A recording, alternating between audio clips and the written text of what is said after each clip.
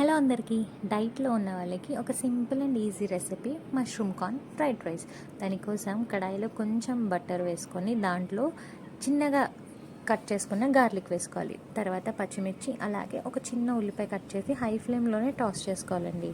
ఇప్పుడు ఇవి మగ్గిపోయిన తర్వాత ఇందులోకి మనము స్వీట్ కార్న్ ఉంటుంది కదా, వాటిని వేసేసుకోవాలి. మీకు కావాల్సినంత వేసుకోండి, నేనైతే కొంచెం ఎక్కువే వేసుకున్నా.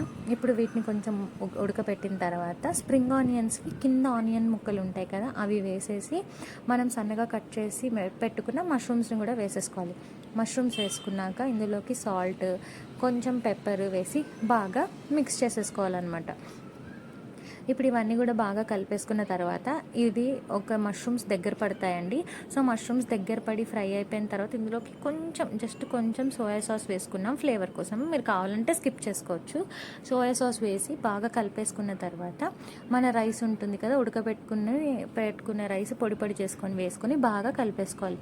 ప్రాసెస్ అంతా కూడా హై ఫ్లేమ్లోనే. తర్వాత ఇందులోకి కట్ చేసి పెట్టుకున్న స్ప్రింగ్ ఆనియన్స్ వేసేసుకొని బాగా కలిపేసి కట్టేసుకుంటే టేస్టీగా ఉండే mushroom corn fried rice ready.